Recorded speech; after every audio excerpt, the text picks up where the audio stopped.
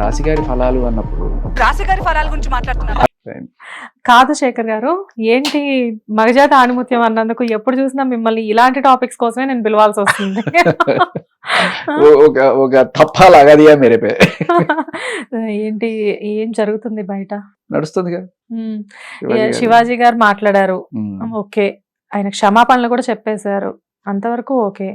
But అయినా కానీ celebrities సైతం స్పందిస్తున్నారు. అనసూయ గారు స్పందించారు, అంతవరకు ఓకే. చిన్మయ్ గారు స్పందించారు, అంతవరకు ఓకే. సడన్ గా పాయల్ రాజ్పుత్ ఇలాంటి వాళ్ళు పెద్ద పెద్ద సెలబ్రిటీస్ వస్తున్నారు. అండ్ ఇవాళ చూస్తే నాగబాబు గారు అనసూయ గారికి ఫేవర్ గా మాట్లాడుతున్నారు. అసలు ఏం జరుగుతుంది? నాగబాబు గారికి ఆవిడకి అనుబంధం ఎప్పటి నుంచో జబర్దస్త్ నుంచే ఉంది. ఇప్పుడు శివాజీ గారు అన్న మాటల్లో ఆయన అన్న పదం మీకు అబ్జెక్షనా? ఆయన సరిగ్గా డ్రెస్ వేసుకోవడం అబ్జెక్షన్? అలా ఏం కాదు, మీకు కాదు, నేను అనేది నాగబాబు గారికి. ఒకవేళ ఆయన డ్రెస్సులు సరిగ్గా వేసుకోమని చెప్తే అది మీకు అబ్జెక్షన్ అయితే అదొక టాపిక్. లేదు సామాను అనే పదం వాడారు అనేది కనుక మీ అబ్జెక్షన్ అయితే డైరెక్ట్గా నేను మిమ్మల్ని అడుగుతాను. ఫస్ట్ సామాన్ దగ్గరికి వద్దాం, తర్వాత ఆ డ్రెస్సులు సరిగ్గా వేసుకోవడం గురించి మాట్లాడు. సామాన్ అనే పదం మీకు అబ్జెక్షన్ అయితే మరి ఎవరి కోసం అయితే మీరు అనసూయ కోసం అయితే సపోర్ట్గా అన్నారు కదా మీరు, మరి అదే ఆవిడ రాశిగారి ఫలాలు అన్నప్పుడు మీకు అబ్జెక్షన్ రాలేదా? ఇలా జబర్దస్త్లో ఎన్నిసార్లు ఎన్ని వల్గర్ కామెంట్స్ ఆడవాళ్ళ మీద కావచ్చు, బూతులు కావచ్చు, ఇవన్నీ కూడా అంటే మాటే కనుక ప్రాబ్లం అయితే జబర్దస్త్ దీనికి 1000 రెట్ల బూతులు ఉన్నాయి దాంట్లో వెతుక్కుంటే. Double meaning. ఇప్పుడు సామాన్ అనేది బూతు కాదు మామూలుగా, కానీ ఆ కంటెక్స్ట్లో బూత్ అయింది. కానీ అలాగే ఇప్పుడు ఫలాలు అనేది మామూలుగా బూతు కాదు, కానీ ఆ కంటెక్స్ట్లో రాశిగారి ఫలాలు అంటే అది బూతు. ఎక్కడ జరిగింది? మీరు సమర్థించి అనసూయ గారి నోటించి వచ్చిన మాట. అంటే మేం చేస్తే నీతి, మీరు చేస్తే భూత. అలా ఉండకూడదు కదా. ఇప్పుడు నేను అనేది ఏంటంటే నాగబాబు గారికి ఒకవేళ గనక ఇది తప్పైతే అది మీరు జబర్దస్త్లో అటువంటివి ఎంకరేజ్ చేయకండి నాగబాబు గారు. ఫస్ట్ అది ఆపండి. మీరు ప్రస్తుతానికి ఒక నాయకులు స్టేజ్లో ఉన్నారు, అందరికీ మంచి మెసేజ్ ఇచ్చే సందేశాలు ఇచ్చే స్టేజ్లో ఉన్నారు, అందరూ కూడా దగ్గర చెప్పి. ఇప్పుడు అందరం కూడా లైఫ్లో ఏదో ఒక చోట తప్పులు చేస్తాం, అంతెందుకు మనం అందరం కూడా సాక్షాత్ గొప్ప మనిషిలాగా భావించే సీతారామశాస్త్రి గారు, సిరివెన్నెల సీతారామశాస్త్రి గారు, ఆయన కూడా ఇనిషియల్ స్టేజెస్లో ఇలాంటి పాటలు రాశారు. బట్ తప్పు తెలుసుకున్న తర్వాత ఆయన ఇప్పుడు రాయలేదు. మీకు బాగుందమ్మో బత్తాయి కాయి అంటే ఆమె ఏం చేస్తావో చెయ్యి చెయ్యి చెయ్యి. శ్రీకాంత్ గారు ఛాంపియన్ సినిమా రిలీజ్ అయింది కదా వాళ్ళ అబ్బాయిది, ఆ శ్రీకాంత్ గారు పండుగ సినిమాలో పాట. అబ్సల్యూట్లీ అది అప్పట్లో ఒక మంచి హిట్ సాంగ్. కాకపోతే ఏంటంటే ఈ శాస్త్రి గారు పర్యవేక్షణలో ఈ సాంగ్ అన్నది నాకు ఇప్పుడు దాకా తెలియదు. జీర్ణించుకోలేని విషయం. మనం అవునా ఈయన రాసింది ఈ పాట, నాకు ఇప్పటి వరకు తెలియదు ఈ సాంగ్. చాలా సార్ అదే అంటే ఇప్పుడు తర్వాత ఆయన చెప్పారు, అప్పుడు నేను సూచించే స్థాయిలో ఉన్నాను, శాసించే స్థాయిలో లేను అని చెప్పారట. నాకు నిజంగా అంత శాసించే స్థాయి ఉంటే నేను ఖచ్చితంగా మంచిగా పోతాను అని చెప్పి. మేబీ ఇప్పుడు నాగబాబు గారు ఒక స్టేజ్లో ఉన్నారు, అప్పట్లో జబర్దస్త్లో తెలుసో తెలియకో అలాంటి దొల్లున్నాయి. అప్పుడు ఆయన వాళ్ళ జడ్జిగా వాళ్ళ పనులు ఏంటి, ఆ షో హిట్ అవ్వాలి అని ఎంత గట్టిగా నవ్వగలిగితే అంత ఇది డించికి డించికి డించికి అని మ్యూజిక్ వేసుకొని అక్కడ వాళ్ళు ఏం చేసినా చేస్తే తప్పు అని చెప్పేది కాకుండా చేసి ప్రతిదీ కూడాను మనం నవ్వితేనే ఇది జనాల్లో గట్టిగా వెళ్తుందనే కోణంలో వాళ్ళు అక్కడికి బూతులు చేసినా కూడా వీళ్ళు సపోర్ట్ చేసిన స్థితి లేదు. ఇది తప్పు, ఇలాంటివి చేయకూడదు అని చెప్పి అక్కడ శుద్ధులు చెప్తే ఇక్కడ కూడా శుద్ధులు చెప్పచ్చు. ఇక్కడ విషయం ఇక్కడ పాయింట్ నెంబర్ 2, ఒకవేళ గనక అది ఓకే బూతులు మాట్లాడుకోవచ్చు లేండి అనుకుంటే అసలు ఇది తప్పే కాదు, నీకు రైట్ లేదు అనే రైట్ నీకే లేదు. జబర్దస్త్ అనేది కామెడీ ప్రోగ్రామ్ సార్, దాంట్లో బూతులు ఎలా వెతుక్కుంటారు జనాలు? అఫ్ కోర్స్ బూతులు వెతుక్కున్నా గానీ దాన్ని చూసి హాహా అని గట్టిగా నవ్వేవాళ్ళు బోల్డ్ అంతమంది. కానీ ఇక్కడ ఏంటంటే దండోరా ఆడియో ఒక ఫంక్షన్ లో ఆయన దండోరా వేసినట్లు మాట్లాడారు కదా. సో దానికి ఏంటంటే చాలా మంది ఆడవాళ్ళు సపోర్ట్ చేస్తున్నారు శివాజీ గారిని, ఆయన మాట్లాడిన దాంట్లో తప్పేం లేదు అని చెప్పి. ఇక్కడ అందరూ మాట్లాడేది ఏంటంటే ఆయన మాట్లాడింది తప్పు కాదు, ఆయన చెప్పే విధానం తప్పు అని చెప్పి. గుండా రౌడీ దాదా అంటారే బయటుంటే, ఇక్కడ చేసే పనులే సినిమాల్లో చూపిస్తే ఓహో అంటూ జై కొడతారు, తేడా మేకప్పే, అదెందుకు చాలే అంటారు, ఇదెందుకు పోన్లే అంటారు, కటౌట్లు గట్రా కడతారు, టికెట్లకు కొట్టుకు చేస్తారు. మీరు ఎక్కడికక్కడ ఎగ్జాంపుల్స్ అసలు ఏదో అలా మైండ్ లో రాసుకొని వచ్చేసారు. లేదమ్మా రాసుకోలేదు, నేను చూస్తున్నప్పుడు ఏంటంటే దానికన్నా ఇది మోర్ డేంజరస్ అంటాను. దాన్ని ఎవడు ఇన్స్పిరేషన్, నా పాయింట్ అల్లా అది రైటా తప్ప కాదు, నా దేశం ఎడిపోతుంది, నా నెక్స్ట్ జనరేషన్ నా పిల్లలు బాగుండాలి అనుకున్నప్పుడు మీరు చేసే ప్రోగ్రాముల వల్ల ఎక్కువ నష్టమా, శివాజీ అన్న మాట వల్ల ఎక్కువ నష్టమా అనేది నేను కంపేర్ చేసుకుంటున్నాను. As simple as that. Shivaji అన్న మాట నా కొడుకు నా కూతురు దాన్ని ఎగ్జాంపుల్ గా తీసుకొని రేపు ఎల్లుండో సామాను ఎవ్వడు అండు. ఎందుకంటే అది ఒక ఫంక్షన్ లో వచ్చింది, మహా అయితే ఒక వారం రోజుల్లో ఉంటది, ఇది వెళ్ళిపోతుంది. ఇది కూడా ఇష్యూ అయింది కాబట్టి దీని గురించి మాట్లాడుతున్నారు, కానీ లేకపోతే ఆ నెక్స్ట్ రోజు దాన్ని మర్చిపోయిండేవాడు. అంటే సార్ ఇక్కడ నాకు ఒకటి చెప్పండి, శివాజీ గారు కావాలని కాంట్రవర్షియల్ అవ్వడానికి, ఆయన ఏమన్నా ఫేమస్ అవ్వడానికి, పాపులర్ అవ్వడానికి ఇలా మాట్లాడాల్సి వచ్చిందని చెప్పేసి చాలా మంది అంటున్నారు. అది ఎంతవరకు నిజం, అది కూడా క్లారిఫై. అదే అంటాను, జబర్దస్త్ లో బూతు జోకులు వేసుకుంటేనే ఫేమస్ అవుతారు లేకపోతే పాపులర్ అవుతుందనే కదా చేస్తున్నారు. That is absolutely true. టీఆర్పీలే కదా వాళ్ళని, నువ్వు పాపులారిటీ కోసం అది చేస్తూ అది రైట్ అని చెప్పి జస్టిఫికేషన్ చేసుకునే నీకు వీళ్ళని అడిగే హక్కు ఎక్కడిది? ఇద్దరు కూడా, అనసూయ అయినా సరే మీరైనా సరే, రైట్. ఫస్ట్ మీరు ఇది చెప్పే ముందు శాస్త్రి గారు లాగా, లేకపోతే ఒక ఎస్పీ బాలు గారు కూడా ఆయన కొన్ని బూతు పాటలు, డబుల్ మీనింగ్ పాటలు పాడినప్పుడు తర్వాత నేను ఒక స్టేజ్ లో నేను మానేశానండి. మీరందరూ ఇప్పుడు పెద్దోళ్ళు అయ్యారు కదా, 40 ఏళ్ళు పైబడిన వాళ్ళే కదా మీరందరూ. ఇవిడికి ఏమో 50 ఉన్నాయో ఎంతో నాకు తెలియదు, ఆయన కూడా పెద్ద వయసు ఉన్న మనుషులు కదా. ఇప్పుడు మీరందరూ ఆలోచించాల్సి, అది తప్ప రైటా, వాళ్ళకి రైట్ ఉందా లేదా అనేది కాదు, నిజంగా రైటా రాంగా, హక్కు కాదు, అది రైటా రాంగా. నెక్స్ట్ మీ పిల్లలు ఉన్నారు సార్, మీ పిల్లలు, వాళ్ళ పిల్లలు, మనవాళ్ళు ఉన్న వాళ్ళు బతికే మన సమాజంలో మీరు ఒక పక్క అది బూత్ అంటూ ఇంకో పక్క జబర్దస్త్లో బూతులు ఎంకరేజ్ చేయడం ఎలా అవుతుంది? మీరు ఫస్ట్ బయటకు వచ్చేటప్పుడు రైట్, నేను తప్పు చేశాను, దాన్ని నేను క్షమాపణలు అడుగుతున్నాను అండ్ ఎవరు చేయకండి అని చెప్పి, శివాజీ నేను ఒకప్పుడు ఇటువంటి సంప్రదించాను, అది కరెక్ట్ కాదయ్యా అని మీరు చెప్పొచ్చు. అండ్ ఇంకోటి ఏంటంటే, 2 రకాలమ్మా. నాకు ఇవాళ దాకా వీళ్ళందరూ కూడా ఎక్కడో చోట పరిచయస్తులే, స్నేహితులే. కొంతమంది అనసూయ కావచ్చు, లేకపోతే మంచులక్ష్మి గారితో కూడా నేను కొన్ని ప్రోగ్రామ్స్ చేస్తున్నాను. వాళ్ళు ఎప్పుడు రకరకాల స్టేట్మెంట్స్ ఏవో చేస్తున్నారు. ఇన్నాడు మంచులక్ష్మి గారు ఆ బిర్యానీ చూసుకుంటారు, మీరు ఆడాళ్ళు ఒకళ్ళనే పెట్టుకుంటారు, ఏంటంటే లైఫ్ లాంగ్ వేస్ట్, 4-5 తిరగండి లేకపోతే లైఫ్ ఇది అయిపోద్ది, ఇంకా ఏదో చెప్పింది ఆవిడ. ఇవన్నీ ఎప్పటి నుంచో ఉన్నాయి. నేను ఏ రోజు వచ్చి మీరు మాట్లాడింది తప్పు, మీరు అలా చేయండి అని చెప్పి నేను ఏ రోజు కూడా శివాజీ గారు మాట్లాడింది ఎంత కాంట్రవర్షియల్ అయింది, లక్ష్మి గారు మాట్లాడింది ఎందుకు అవ్వలేదు అప్పట్లో? అదే అంటున్నా, మీ ఎవరి పని మీ వాళ్ళు. ఒకవేళ లక్ష్మి గారి మీద నాకు అటువంటి మంచి లక్ష్మి గారు మాట్లాడి నాకు ఆక్షేపణీయం అనుకున్నారు అనుకోండి, నేను ఆవిడకి ఫోన్ చేసి చెప్తాను, అమ్మ మీరు మాట్లాడేది కొంచెం బాగాలేదు, జనాలు బాగుండదు, నేను ఈరోజు చూసా. నిజంగా అసలు ఎవరో ఏం చూడండి, నా మనాన్ని నేను పని చేసుకుపోతుంటా. ఒకవేళ చూసినా కూడా సర్లే, వాళ్ళు ఏదో వాళ్ళ వృత్తి కోసం చేసుకుంటున్నారు, ఐటమ్ సాంగులు చేసుకున్నా, బూతులు మాట్లాడినా కూడా సరే బతకనివ్వండి అని చెప్పి నేను ఆ కోణంలో వెళ్ళిపోతా తప్ప, ఎప్పుడైతే వాళ్ళు వచ్చి నీతులు చెప్తారో అప్పుడు సర్రమని బ్లడ్ బాయిల్ అవుతుంది. నాకేంటంటే, సరే బతకండి, మీరు ఐటమ్ సాంగులు చేసుకుని బతుకున్నారా బతకండి, బూత్ పాటలు మాట్లాడుకుని బతుకున్నారా బతకండి, ఇది ఒక దరిద్రం మన సమాజంలో ఉంది, సరే ఫోన్లే మీరు కూడా బతకండి. కానీ మీరు ఒక జనరేషన్నే ఇన్ఫ్లుయెన్స్ చేసి వాళ్ళని తప్పుదో నడిపిస్తానంటే నేను ఒప్పుకోను. ఎందుకంటే రేపు నా కొడుకు కూతురు పెరగాల్సిన దేశం ప్లేస్లో మీరు ఒకళ్ళని హైలైట్ చేస్తూ వాళ్ళు ఏదో గొప్ప పని చేసినట్టు చేస్తే, రేపు నా కూతురు కొడుకు ఇలాంటివి చేస్తే నేను ఒప్పుకోలేను. అదే కోణంలో నేను చెప్తాను. అంటే నాకు నిజంగా ప్రాబ్లం అయింది అనుకోటి చూసినప్పుడు ఆవిడ డైరెక్ట్గా ఫోన్ చేస్తాను నేను. ఝాన్సీ గారు అయినా సరే వీళ్ళందరూ, ఝాన్సీ గారు నేను బిగ్ ఎఫ్ఎంలో చేసిన ప్రోగ్రామ్కి నా సీనియర్ ఆవిడ, నాకన్నా ముందు ప్రోగ్రామ్ ఆవిడే చేశారు. నేను చేసిన యాజ్ ఇట్ ఈస్ ప్రోగ్రామ్ ఏదైతే బిగ్ ఎఫ్ఎంలో చేస్తున్నానో నాకన్నా ముందు ఆవిడ చేస్తున్నారు ఆ ప్రోగ్రామ్. ఆవిడ నా గౌరవం, వీళ్ళన్నా కూడా గౌరవం, వీళ్ళతో కూడా పనిచేస్తున్నాను నేను. అండ్ బిందు మాధవ్ గారితో కూడా నేను ఒక 2-3 షోల్లో కలిసి చేస్తున్నాను. అండ్ అనసూయ గారు కూడా మా మ్యూజిక్లో కొన్నాళ్ళు చేసినప్పుడు ఆవిడతో కూడా కొత్త ర్యాప్ ఉండింది. వాళ్ళు చేసుకుంటున్నారు వాళ్ళ పనులు. ఇప్పుడు వాడు నన్ను పర్టికులర్గా ప్రశ్నిస్తే నేను ఏదో మాట్లాడి ఉండేవాడిని.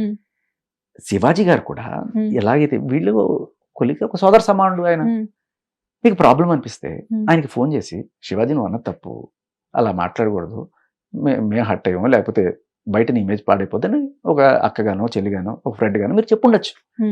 కానీ ఇక్కడ మీరు చేసింది ఏంటి? అతని కెరీర్ నాశనం చేయడానికి ట్రై చేస్తున్నారు. ఎందుకు ఈ హేట్రెడ్? ఆయన కెరీర్ నాశనం ఎలా చేస్తున్నారు? మహిళా కమిషన్కి ఈవిడ చిన్మయి పెడుతుంది, వీళ్ళేమో మా దీంట్లో వీళ్ళు పెడతారు.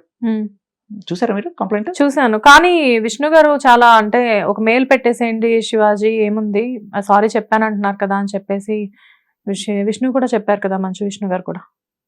అదే అంటే ఒకవేళ చెప్పారు అంటే ఆ క్షమాపణ మాట. చెప్పాల్సి వస్తే మరి వీళ్ళందరూ కూడా చెప్పాలి కదా అంటున్నాను నేను. Okay okay okay. ఎందుకంటే ఆ రోజు మేమందరం కూడా ఇలా ఇష్యూ చేయాలనుకోవాలి. ఒక అంటే మీరు ఒక నలుగురు మన భారతీయ మహిళలకి సంబోధిస్తూ మీరు ఒకరితో తిరిగితే చావు, నీ చావు నువ్వు చావు, ఒక్కడే తిరుగుతానంటే చావు అంటే ఒక డిగ్రేడింగ్ మన కల్చర్ని. మన కల్చర్ ఏంటి, ఒకళ్ళతోనే ఉండాలి, ఆడైనా మగైనా ఒకళ్ళే పెళ్లి చేసుకోవాలి, ఒకళ్ళే ప్రేమించాలి, మనసు జీవితం అంతా వాళ్ళతోనే ఉండాలి అంటే చావు అలాగే ఉంటారంటే అంటే దాని అర్థం ఏంటమ్మా? అంతే కదా. ఇదో పిచ్చి కల్చర్, ఇది బ్రహ్మాండం, 4 బిర్యానీలు తినండి, ఇది బ్రహ్మాండంగా ఉంటుంది, నేను చూసింది ఏంటి మీరు చూసింది ఏంటి. దానికి తోడు పేట్రియార్కల్ అండి, ఇది పేట్రియార్కల్ అంటే పితృస్వామి కల్చర్, నాకు నచ్చదు. మా ఇంట్లో 3 మగాళ్ళు నన్ను కంట్రోల్ చేయడానికి ట్రై చేశారు, నేను తర్వాత ఇది చేసుకున్నాను. చూడండి నేను ఇప్పుడు వాళ్ళందరూ బాబులను పెట్టుకుంటే నేను మంచు అని చెప్పి నేను పెట్టుకున్న తర్వాత వాళ్ళు పెట్టుకున్నారు. ఇవన్నీ కూడా నేను ఏ రోజు మాట్లాడాలనుకోలేదండి. నేను ఇవాళ ఎతకాల్సి వచ్చింది అసలు ఏంటి ఎందుకు అని చెప్పి. అంటే వీళ్ళ ఐడియాలజీ ఏంటనే నాకు ఒకటి అర్థమవుతుంది. ఇప్పుడు నేను ఒకటే అడుగుతా, ఆవిడని పేట్రియార్కల్ ప్రాబ్లం కదా, మరి తండ్రి ఇంటి పేరు మీకు ఎందుకు, మంచు లక్ష్మిని ఎందుకు పెట్టుకున్నారు? మీ అమ్మ ఇంటి పేరు పెట్టుకోవచ్చు కదా. పేట్రియార్కల్ పితృస్వామ్యం ఎందుకు? పితృస్వామ్యం నచ్చినప్పుడు నాన్నింటి పేరు ఎందుకు?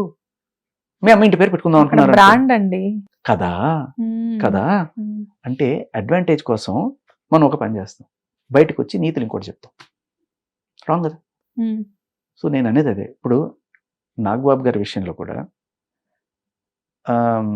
ఆ రోజు ఒక పబ్లో జరిగిన ఇన్సిడెంట్ మీ అందరికీ గుర్తుండే ఉంటుంటుంది. వాళ్ళ అమ్మాయి గురించి చాలా మంది ఇదిగా రాశారు. ఈ రోజు నేను ఆ విషయంలో నేను స్పందించాల.